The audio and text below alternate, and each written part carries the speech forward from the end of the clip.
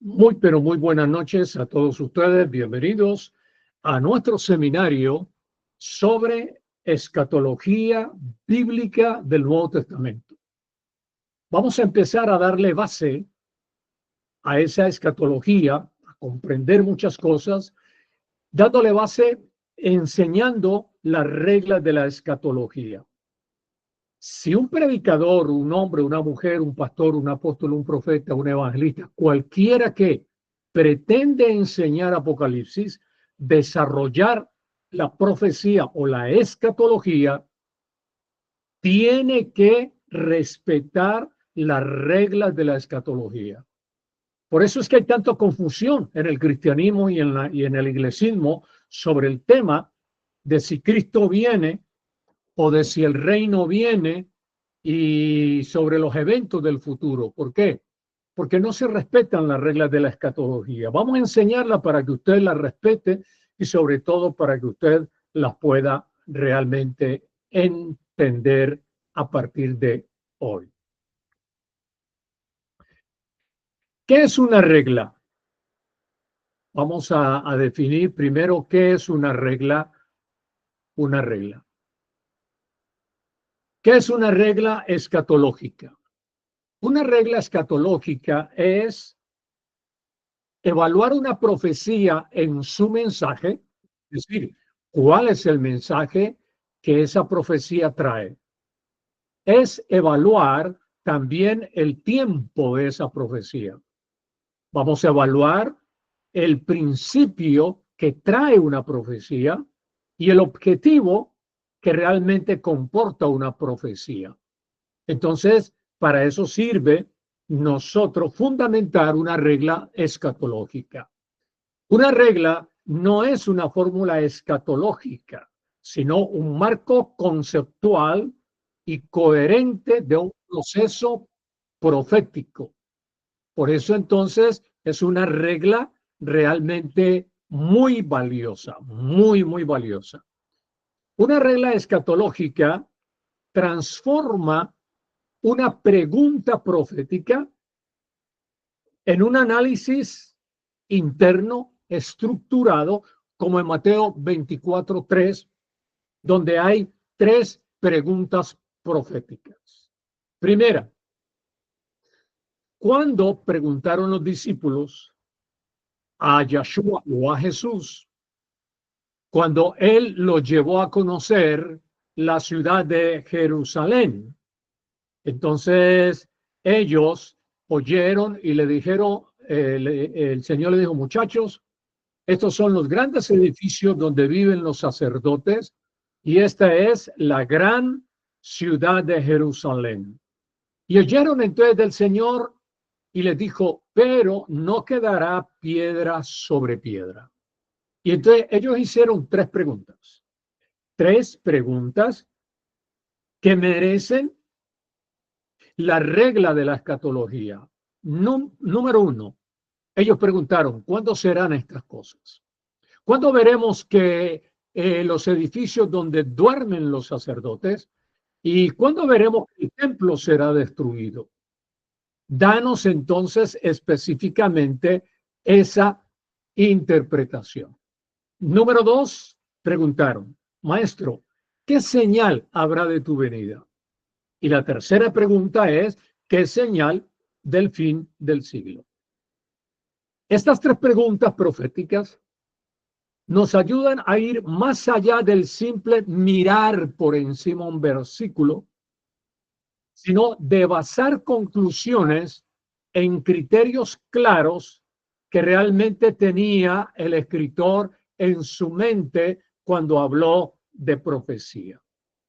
Entonces, regla número uno, para saber interpretar de una manera clara, simple y a la vez verdadera y profunda el libro de Apocalipsis. Regla número uno, si usted se atreve a estudiar Apocalipsis, debe conocer los lenguajes de una profecía. Respecto al escritor, usted debe, cuando lee un versículo profético escatológico, preguntar, ¿quién profetizó?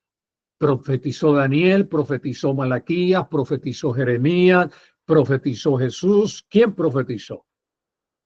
Cuando profetizó, ¿qué dijo el profeta? Y la pregunta, la profecía fue ¿para qué clase de destinatarios?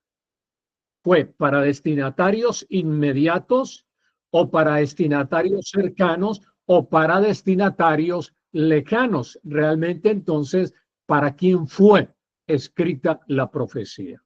Entonces, aquí vamos a empezar a estructurar las reglas de la escatología.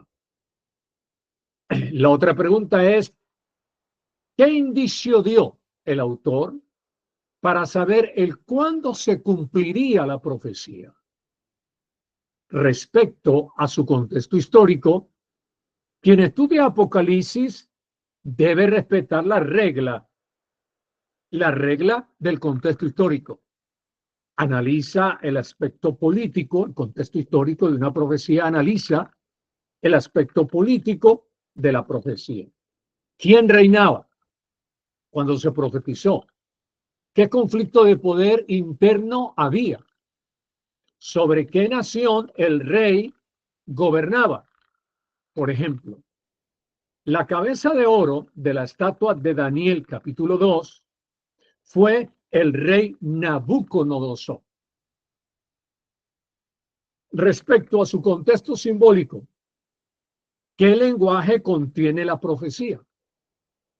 Identifica esa profecía y nos indica que esa profecía contiene una metáfora, que esa profecía hace un paralelismo, que en esa profecía hay una prosopopeya, que en esa profecía hay una hipérbole, hay dentro de la profecía una parábola.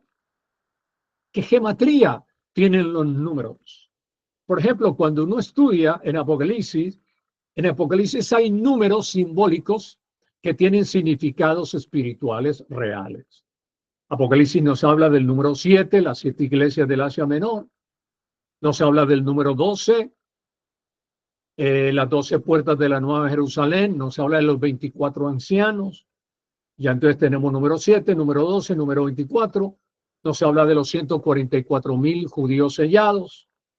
Nos habla del número 666, número de interpretación para descubrir quién está detrás de ese número. Y por eso entonces uno cuando estudia profecía tiene que conocer gematría. ¿Qué es gematría hebrea? Es el arte de interpretar qué hay detrás de un color, qué hay detrás de un número, cuál es su significado, por qué el autor de la profecía como Juan, que redactó el libro Apocalipsis, por qué escribió números, cuál es el significado de los colores. Por ejemplo, Juan describe una mujer escarlata.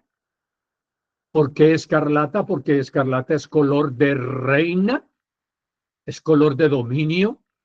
Entonces, ¿cuáles son los significados de los colores? Hay trono blanco, hay caballo rojo, hay caballo negro, hay caballo blanco y hay caballo amarillo. ¿Cuál es el significado de los colores en profecía? ¿Cuáles son sus figuras simbólicas? Por ejemplo, ¿quién o qué fue el dragón de Apocalipsis 20?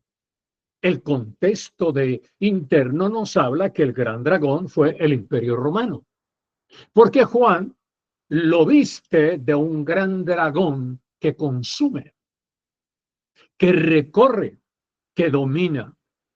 Bien, estamos estudiando y dándole base a todo lo que vamos a estudiar el resto del año sobre escatología. Porque si usted, que es una mujer de reino y un hombre de reino, debe conocer escatología para enseñar a los hermanos lo que el futurismo hoy en día ha confundido a la gente. Entonces, respecto a lo económico, en la profecía hay que preguntar, ¿sí? ¿Quién fue el lucero de Isaías 14:2? Que el cristianismo dice que ese lucero fue el diablo o un ángel que se rebeló contra Dios, cuando realmente el contexto dice que fue el rey Belsasar de Babilonia, el lucero que gobernaba en aquel tiempo? ¿Quién fue el querubín protector de Ezequiel 28:14? Todo el cristianismo dice que fue el diablo cósmico, pero el contexto dice que fue el rey de la isla de Tiro llamado Tobal II.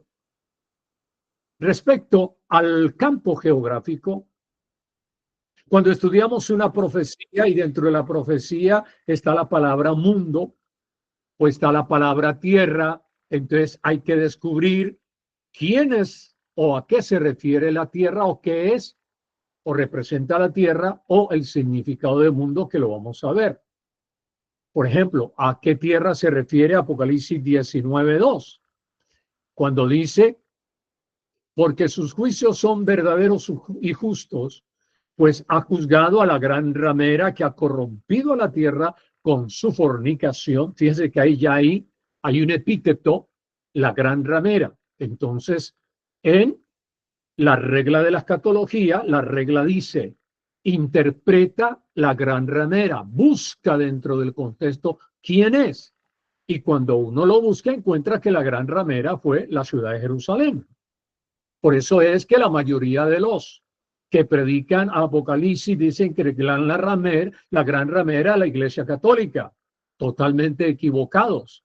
No respetan la regla de la escatología, los futuristas, porque en el primer siglo no existía la Iglesia Católica, existía la ciudad de Roma, la capital del imperio, pero no existía la Iglesia Católica. La Iglesia Católica empezó a dar forma del siglo III, IV, V y VI con el emperador Teodosio, Licinio y Constantino. O sea que en el primer siglo Pablo no conoció la Iglesia Católica, ni Pedro conoció la Iglesia Católica, ni Jesús habló de la Iglesia Católica. Entonces la gran ramera no es ahí en el texto de Apocalipsis la Iglesia Católica, es la ciudad de Jerusalén, es el judaísmo.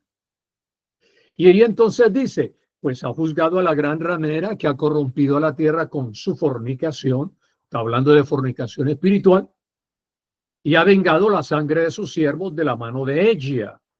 O sea que cuando habla de la tierra, ahí está hablando del país de Judea, que es el país en el primer siglo lleno de ciudades de habitantes judíos. Respecto al aspecto social, entonces hay que estudiar la estructura de clases que nos puede revelar una profecía o un relato, por ejemplo, en el aspecto social. ¿Quién fue el rico y Lázaro?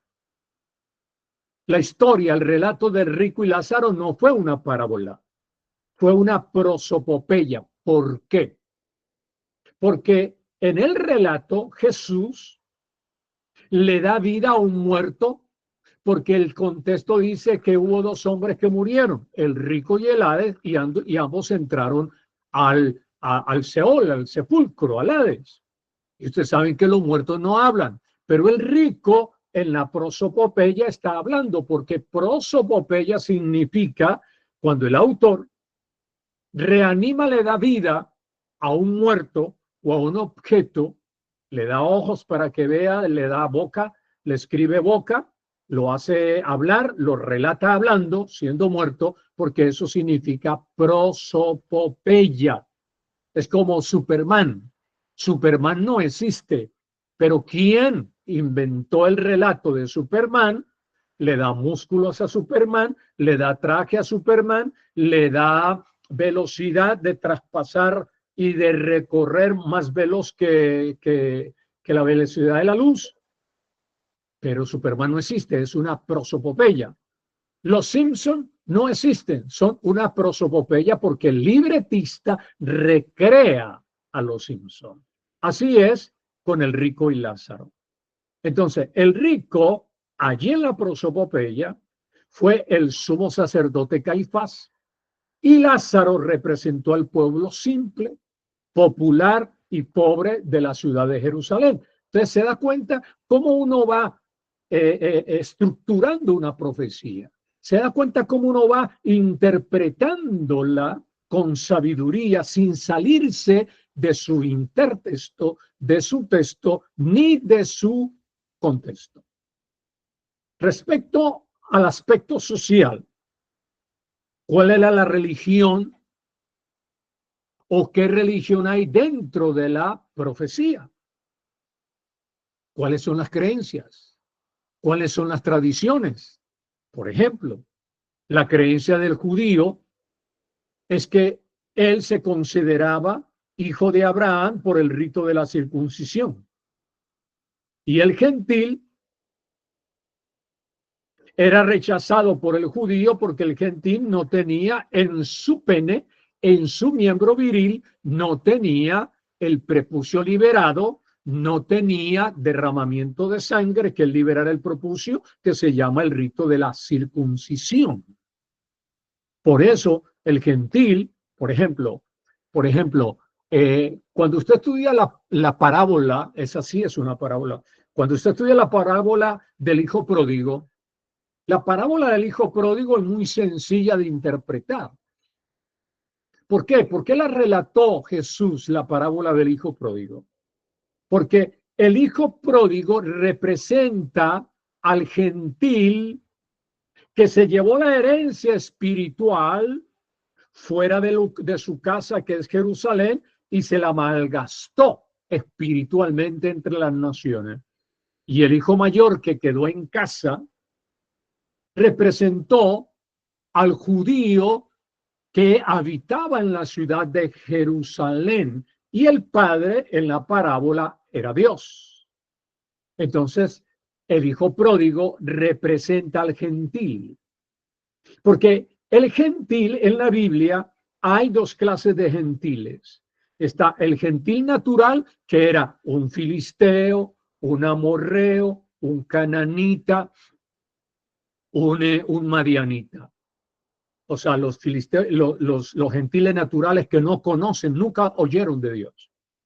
Pero está el gentil que salió de la casa de Israel y que salió de la división en los días del rey Salomón, que se dividió el reino. 10 tribus y 2 tribus con Jeroboam y con Roboam. Y entonces las 10 tribus que se fueron de Judea a ir por las naciones, se contaminaron al llegar a esas naciones, empezaron a adorar los ídolos de las naciones, se les borró el libreto de la Torá, porque esos gentiles salieron de Israel, pero se volvieron gentiles, impíos, paganos. Y por eso es que Jesús, cuando vino a buscar a la oveja perdida. Es por eso que cuando nosotros estudiamos aquel pasaje que dice que el buen pastor, sí, dejó las 99 y se fue a buscar a aquella oveja perdida. La oveja perdida, ¿quién era? Era el gentil de la casa de Israel que se perdió. Entonces, estamos hablando del respecto al aspecto social de una profecía. Hablemos respecto al aspecto espiritual. Por ejemplo, cuando uno lee una profecía, ¿en qué condición se encontraba una persona o nación que la profecía revela una sentencia de juicio para él, o de ira, o de maldición, o de destrucción para esa persona o para esa nación? Por ejemplo, los líderes y el pueblo de Israel fueron sentenciados por Yahshua a la destrucción por su impiedad o falta de arrepentimiento o pecado a tope. Entonces, aquí tenemos el significado ahora de los aspectos que nos dan la base de las reglas. Ahora, como el tema de hoy, el primer tema de este seminario, lo vamos a llevar hasta el día miércoles, lunes, martes, miércoles, hoy es lunes. El tema de hoy es las reglas de la escatología, que ya le he presentado las reglas. Ahora, vamos a ver el significado de la palabra escatología para que usted se ubique. La palabra escatología es del griego escatos y significa último o final. Escatos, último o final. Entonces, cuando hablamos de escatología, hablamos del estudio profético del venir o de las cosas últimas. En hebreo, escatología es Asharit ha-Yamim, que significa el fin de los días, para referirse a la era final, o al fin de un siglo, o al fin de una era espiritual, cuando las profecías se cumplirían y realmente todas estarían cumplidas. Por ejemplo, Apocalipsis 1:1 dice, la revelación de Jesucristo que Dios le dio para manifestar a sus siervos las cosas que deben suceder pronto. O sea que ahí tenemos escatos. Porque Juan está diciendo a las 7 iglesias, todos los 22 capítulos que tienen eventos, Juan le dice a las 7 iglesias, todo eso va a suceder pronto. ¿Cuál es el problema de los futuristas cuando hablan de escatología?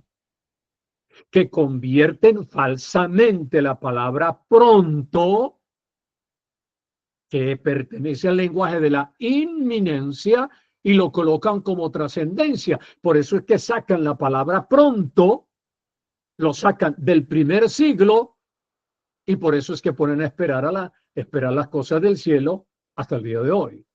Cuando pronto, para las 7 iglesias, va a suceder en nuestra generación, no después del primer siglo. La mentalidad de la escatología es el fin del mundo. Y la escatología, y vamos a aprender cuando lleguemos a las expresiones fin de mundo, ¿a qué mundo se refiere el fin?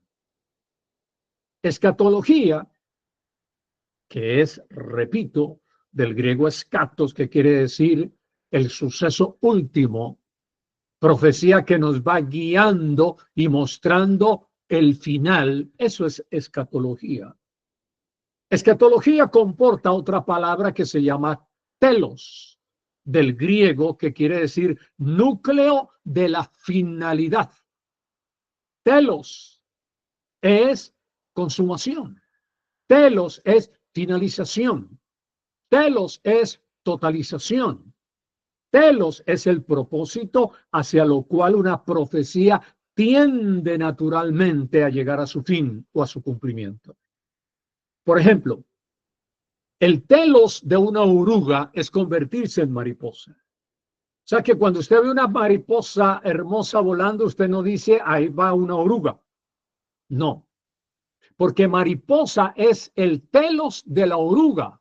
Ya la oruga se perdió.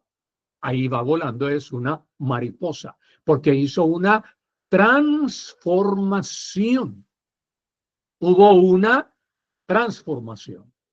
El telos le da sentido entonces a una finalidad. Entonces, cuando uno estudia escatología o profecía, debe encontrarle a esa profecía el telos, la finalidad. Esta profecía va a concluir ¿en qué? En destrucción. ¿En qué va a concluir? El telos en la escatología, entonces, es el fin de los tiempos, que en el hebreo es Kef ha-Yamim. Por medio del telos, una profecía hace un desenlace, un desarrollo. Por eso es que la meta del telos es la consumación final. Por ejemplo, cuando Jesús murió en Juan 19:30, él dijo, Padre, encomiendo mi espíritu, te encomiendo mi espíritu. ¿Qué está haciendo Jesús? ¿Qué hizo Jesús? Un telos, porque fue el final de su respiración. Te entrego mi espíritu. Pero también dijo consumado es, también consumado es telos. ¿Por qué? Porque es el desenlace que concluye en una consumación final. En el aspecto positivo, el final del telos es la plenitud. En el aspecto negativo, el final del telos es la destrucción. En el plan de Dios, el final del telos es Cristo. En Efesios 1:10 dice que Dios se propuso reunir todas las cosas del cielo y de la tierra, reunirlas en su Hijo. En Gálatas 4:4-7, Dios envió a su Hijo, ¿para qué? Para que su Hijo fuera el fin del telos de la ley. Por eso es que Romanos 10:4 dice, porque el fin, el telos, fin, telos, de la ley es Cristo. Cuando Cristo vino, Él orientó al hombre de la casa de Israel hacia dos cosas. Por fe, lo orientó hacia su plenitud. Y por incredulidad del judío y del gentil en el primer siglo, lo orientó hacia la destrucción. Él dijo, no he venido a traer solamente paz, también he venido a traer espada. Por eso entonces el telos del hombre con Cristo es salvarse. El fin es la salvación. ¿De qué? De la condenación eterna y ser conformado a la imagen espiritual de Cristo. El telos del hombre sin Cristo es condenación, es condenarse. Una persona que hoy rehúsa a Cristo, que cuando usted le predica lo rechaza, el telos ya está en él.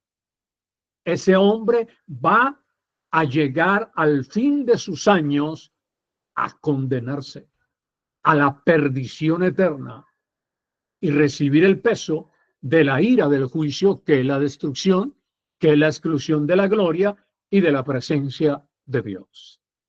En Juan 3:36 hay dos telos, es decir, dos finalidades. El que cree tiene el fin de su fe en Cristo, que es la vida eterna. Telos. Creo, telos, mi finalidad, la vida eterna.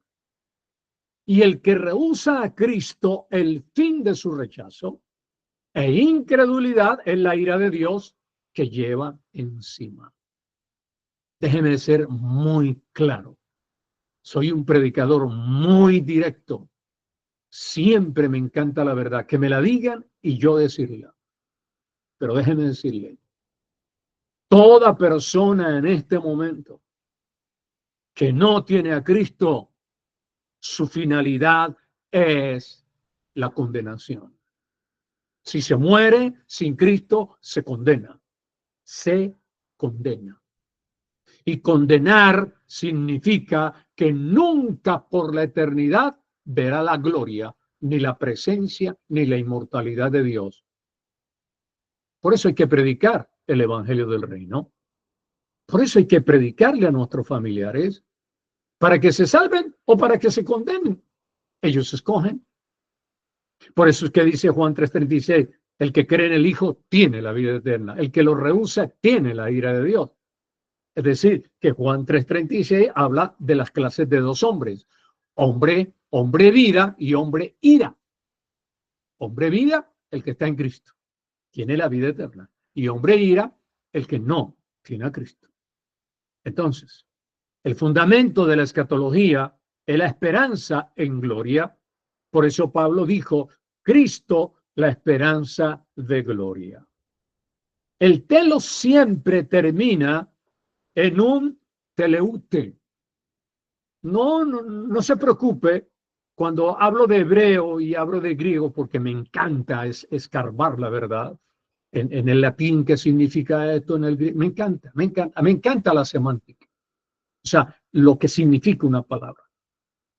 Pero yo se la explico. El telos siempre termina en un teleute, porque teleute es en griego conclusión.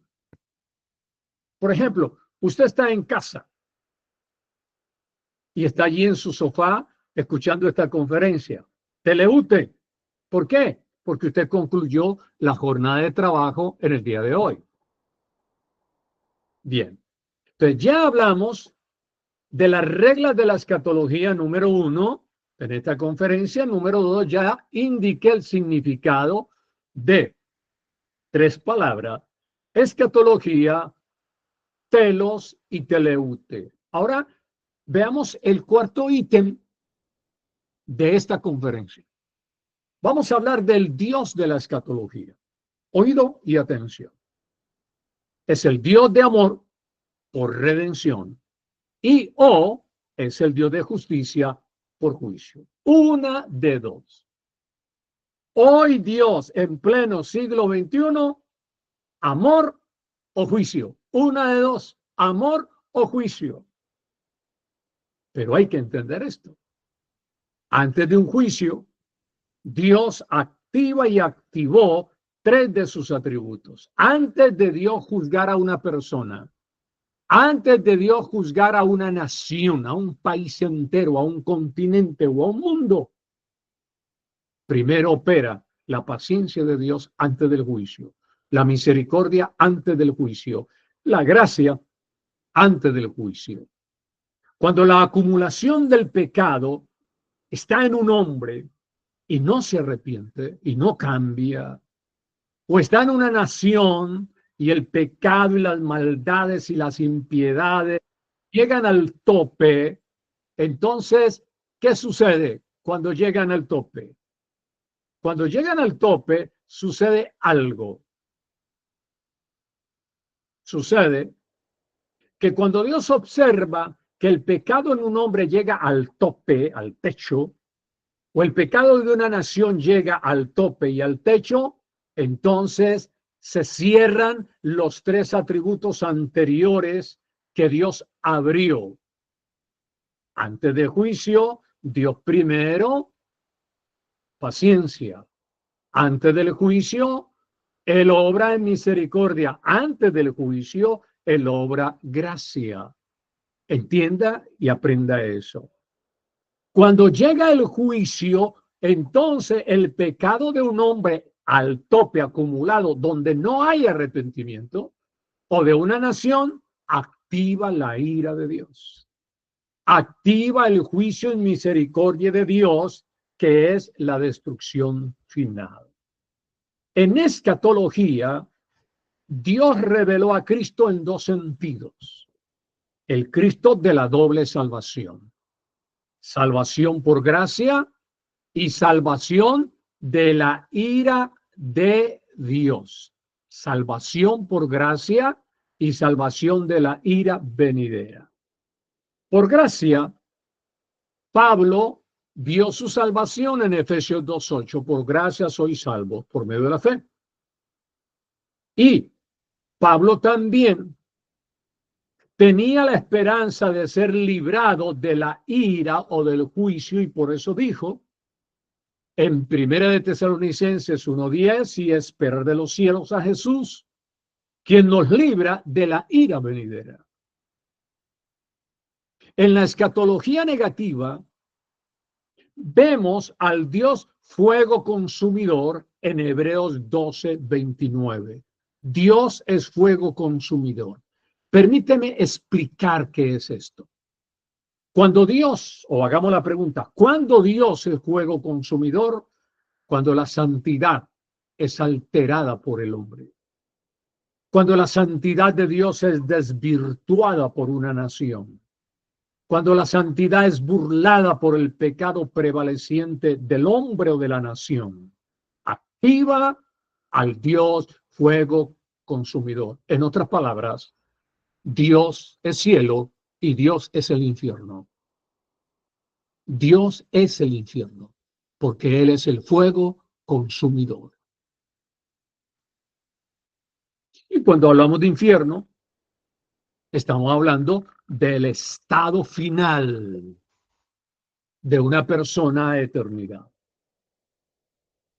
Ahora, donde Dios no vio su santidad, se reveló como agua consumidora, y donde Dios no vio en una generación santidad, se reveló como fuego consumidor. Por ejemplo, como agua en el diluvio que cayó y se llevó a todos los antediluvianos y murieron.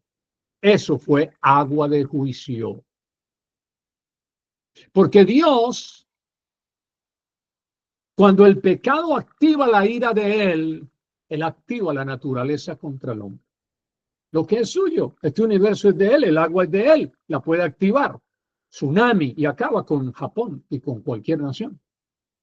Acá Dios es poderoso de activar el fuego, romper toda la capa de ozono y que el queme y que el sol salga y nos queme en menos de 30 minutos. Como agua en el diluvio y como fuego en Sodoma y Gomorra. Fíjense este detalle, amados.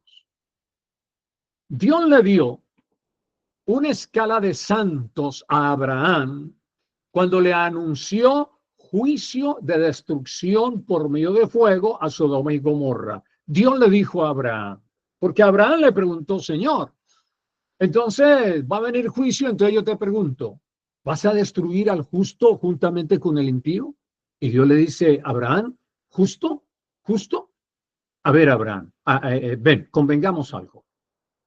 Ve y búscame a 50 santos entre Sodoma y Gomorra. Sodoma y Gomorra fueron llamados las ciudades mellizas. Sodoma tenía 126,000 habitantes, Gomorra tenía 126,000 habitantes, igualitos los habitantes, las ciudades mellizas del Valle del Chinón. Bien. Entonces Dios le dice, bueno, vamos a hacer un negocio, Abraham. Búscame 50 santos. No los encontró. Señor, no hay 50. Búscame 45. Te lo va a rebajar a 45, Abraham. Búscame 45 hermanos. Búscalos. Búscalo en las dos ciudades.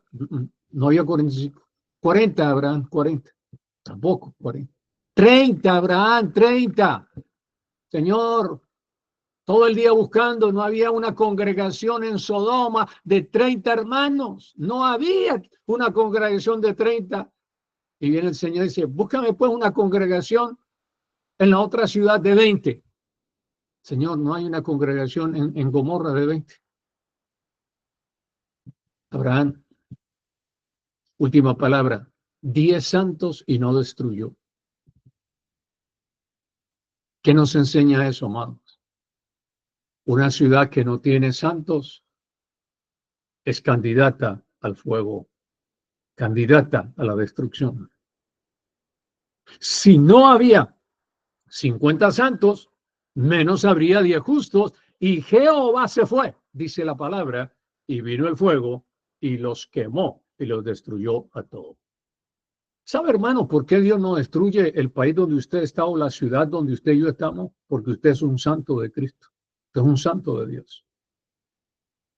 Por eso Él no lo hace, Él no lo hace, porque Él no va a destruir a los santos juntamente con los impíos. Él destruye todo lo que es juntamente impío. Pero el hecho de que yo tengo en Cristo mi santidad y usted tiene en Cristo de santidad, nosotros detenemos la furia del juicio.